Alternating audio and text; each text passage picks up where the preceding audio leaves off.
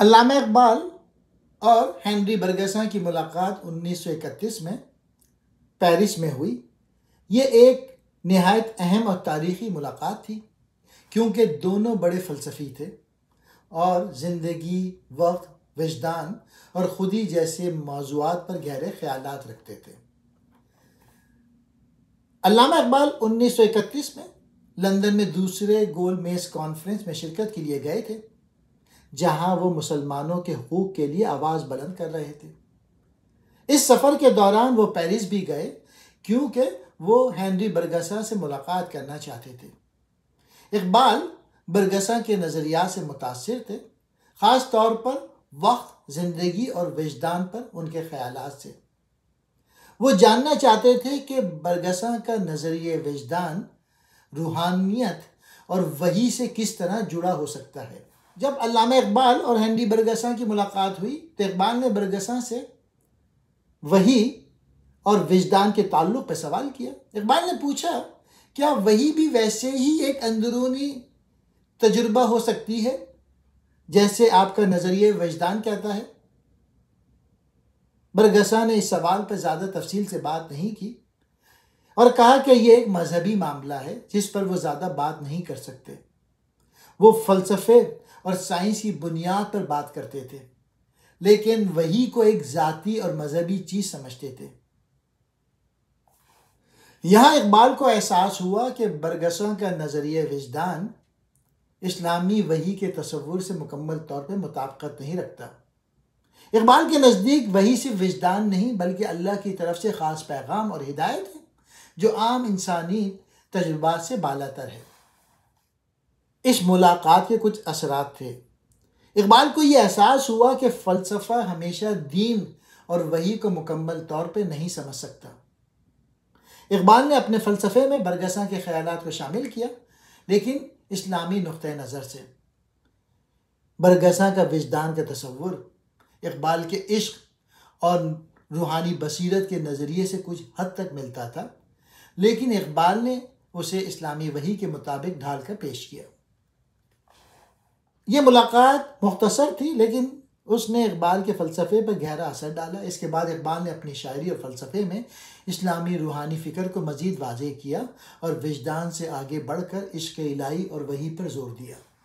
علامہ اقبال نے ہنری برگساں کے فلسفے سے کیا سیکھا؟ علامہ اقبال ایک عظیم شاعر اور فلسفی تھے اور انہوں نے مختلف مغربی فلسفیوں کے خیالات کو سمجھا اور ان کا تجزیہ کیا۔ ان فلسفیوں میں ہنری برگساں بھی شامل تھے، جن کے وقت، زندگی اور وجدان کے نظریات نے اقبال پر گہرا اثر ڈالا۔ وقت جامد نہیں بلکہ ایک بہاؤ ہے۔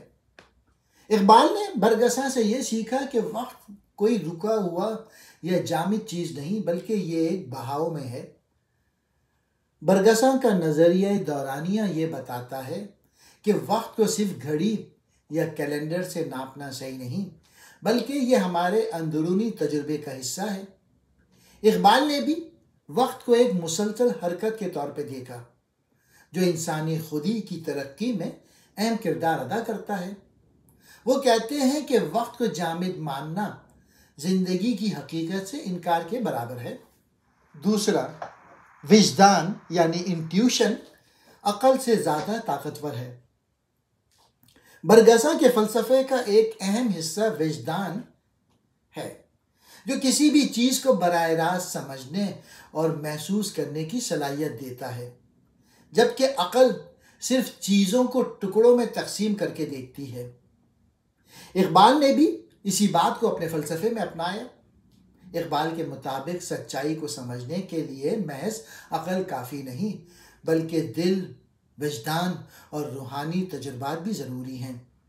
یہی وجہ ہے کہ اقبال نے عقل پرستی یعنی ریشنلائزیشن کے مقابلے میں روحانی بصیرت اور وجدان پر زیادہ زور دیا۔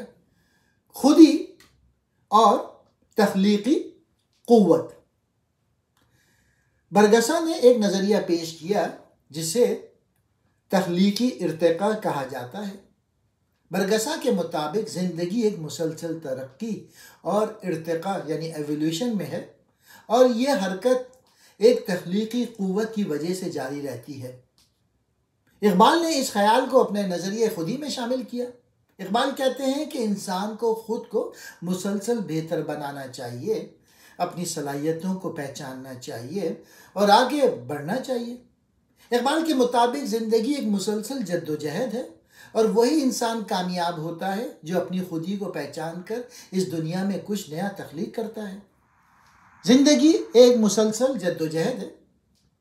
اقبال کا مشہور شعر ہے، خودی کو کر بلند اتنا کہ ہر تقدیر سے پہلے خدا بندے سے خود پوچھے بتا تیری رضا کیا ہے۔ یہ بات برگساں کے زندگی کی مسلسل حرکت کے فلسفے میں ملتی جلتی ہے۔ برگساں کہتے ہیں کہ زندگی ایک بہاؤ میں ہے، اور جو شخص اس کے ساتھ چلتا ہے وہی ترقی کرتا ہے۔ اقبال نے اس تصور کو اپنی شاعری میں استعمال کیا اور مسلمانوں کو پیغام دیا کہ وہ محض قسمت پہ بھروسہ نہ کریں، بلکہ خود کو مسلسل بہتر بنائیں اور جد و جہد کرتے رہیں۔ اقبال نے برگساں کے خیالات کو اپنی شاعری اور فلسفے میں نئے انداز میں پیش کیا اور مسلمانوں کو حرکت، خودی اور جد و جہد کا درس دیا۔ یہ کتاب مشہور فلسفی ہینری برگساں نے لکھی ہے، جو کہ زندگی کے بارے میں خیالات کو آسان زبان میں سمجھانے کی کوشش کرتے ہیں۔ میں یہ کتاب اس لیے پڑھ رہا ہوں کیونکہ علامہ اقبال نے برگساں سے ملاقات بھی کی تھی اور ان سے بہت کچھ سیکھا بھی تھا۔ ہینری برگساں کا نظریہ وقت کیا ہے؟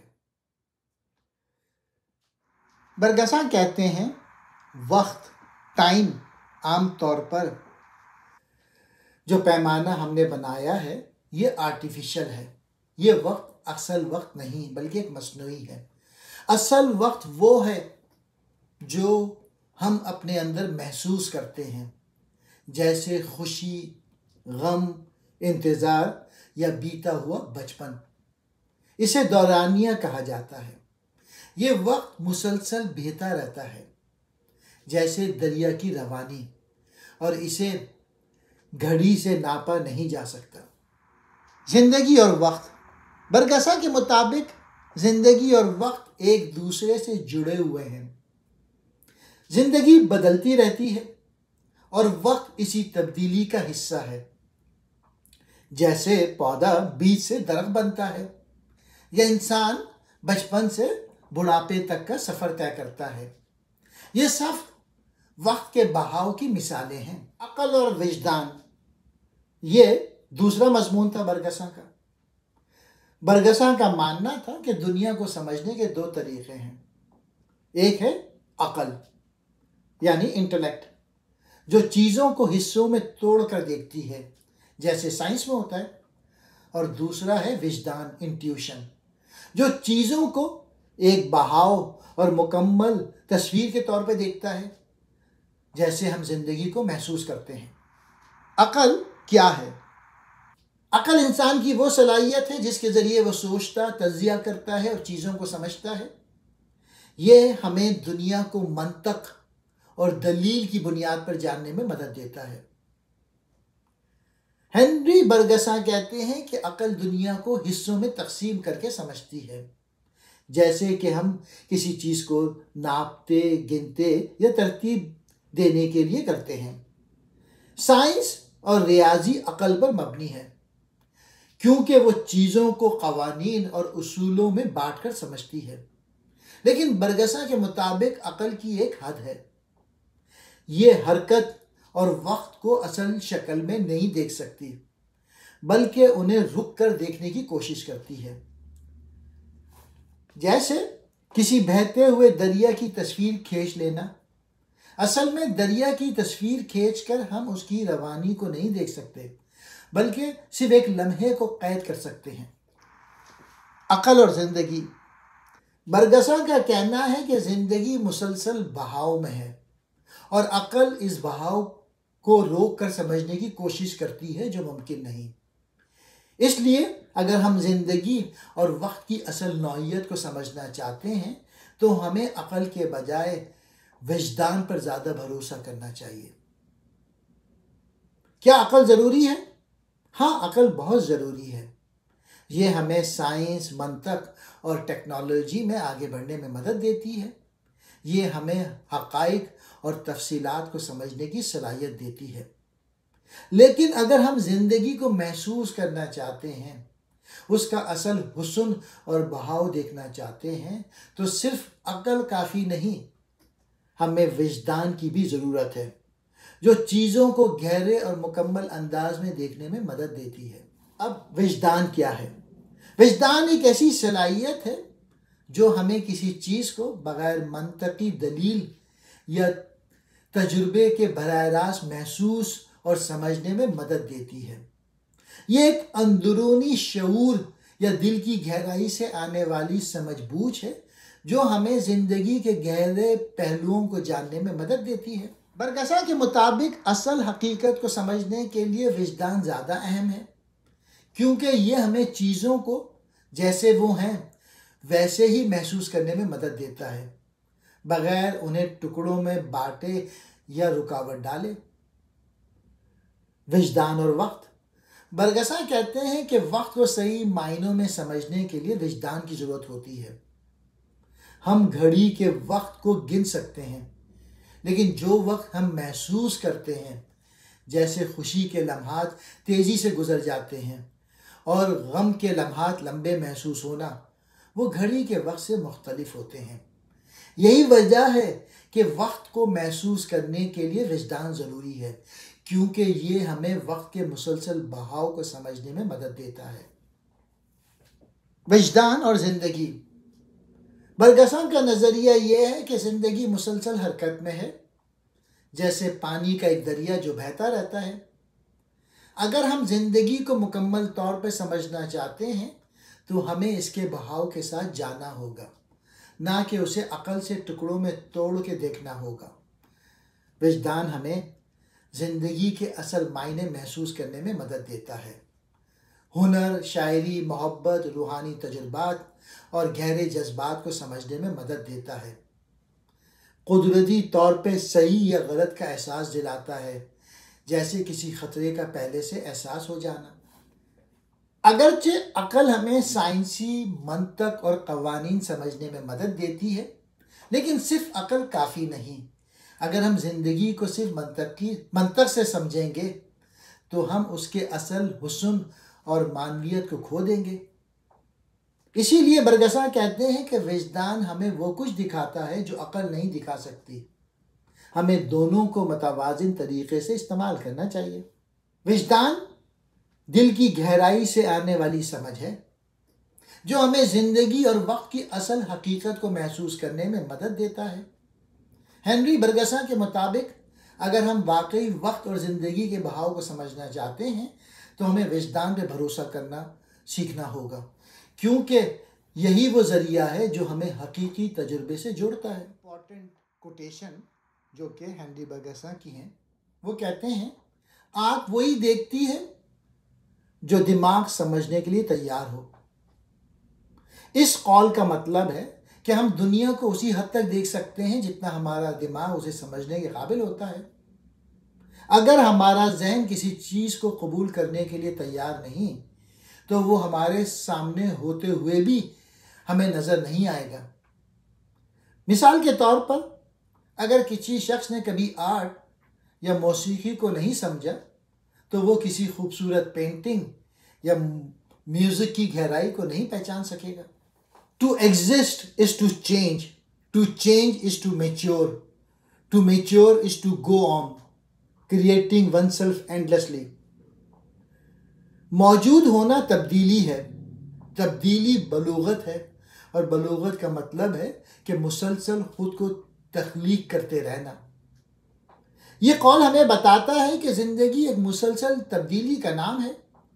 جو چیز بدلتی نہیں وہ رک جاتی ہے اور ختم ہو جاتی ہے۔ ایک انسان کے طور پہ ہمیں ہمیشہ سیکھتے رہنا چاہیے، خود کو بہتر بناتے رہنا چاہیے اور اپنی صلاحیتوں کو بڑھانا چاہیے۔ مثال کے طور پر اگر کوئی طالب علم پڑھائی کے بعد کچھ نیا سیکھنا چھوڑ دے تو وہ ترقی نہیں کر پائے گا۔ اصل کامیابی یہ ہے کہ ہم ہمیشہ خود کو بہتر اور نئے انداز میں تخلیق کرتے رہیں۔ تیسرا، عقل کی خاصیت یہ ہے کہ وہ زندگی کو مکمل طور پہ نہیں سمجھ سکتی۔ برگساں کا کہنا ہے کہ عقل دنیا کو محدود طریقے سے دیکھتی ہے۔ ہم زندگی کو جتنا بھی عقل سے سمجھنے کی کوشش کریں، یہ ہمیشہ کسی نہ کسی پہلو سے ہماری گرفت سے باہر رہے گی۔ اسی لیے برگساں کہتے ہیں کہ زندگی کو مکمل طور پہ سمجھنے کے لیے وجدان کی ضرورت ہوتی ہے، یعنی بعض چیزیں صرف دل اور احساس سے سمجھی جا سکتی ہیں، جیسے محبت، فن یا روحانی تجربات۔ ایک اور کوٹ، "The present contains nothing more than the past, and what is found in the effect was already in the cause." یعنی حال میں وہی کچھ ہے جو ماضی میں تھا، اور کسی بھی نتیجے میں وہی چیز شامل ہوتی ہے جو اس کے سبب میں موجود ہوتی ہے۔ یہ قول ہمیں بتاتا ہے کہ ہمارا آج ہمارے ماضی کا ہی تسلسل ہے۔ جو فیصلے ہم نے ماضی میں کیے وہ ہمارے حال کو تشکیل دیتے ہیں۔ مثال کے طور پہ، اگر کوئی طالب علم ماضی میں محنت سے پڑھائی کرتا رہا ہے تو آج اس کے اچھے نتائج آ سکتے ہیں۔ اسی طرح اگر ہم آج اچھے فیصلے کریں گے تو مستقبل میں کامیاب ہو سکتے ہیں۔ پانچواں کوٹ، "Think like a man of action, act like a man of thought." عملی انسان کی طرح سوچو اور دانشمند انسان کی طرح عمل کرو۔ یہ قول ہمیں سکھاتا ہے کہ ہمیں سوچنے میں سمجھداری اور عمل میں جرات کا مظاہرہ کرنا چاہیے۔ صرف سوچنے سے کچھ حاصل نہیں ہوتا، ہمیں اپنے خیالات کو عملی جامہ پہنانا ہوتا ہے۔ مثال کے طور پر، اگر کوئی شخص کامیابی کے بارے میں صرف سوچتا رہے لیکن کوئی محنت نہ کرے تو وہ کبھی کامیاب نہیں ہوگا۔ اسی طرح اگر کوئی بغیر سوچے سمجھے کام کرتا جائے تو وہ غلطیاں کر سکتا ہے۔ اصل کامیابی سوچ اور عمل کے توازن میں ہے۔ یہ اقوال ہمیں زندگی کو گہرے اور عملی انداز میں دیکھنے کا ایک نیا زاویہ دیتے ہیں۔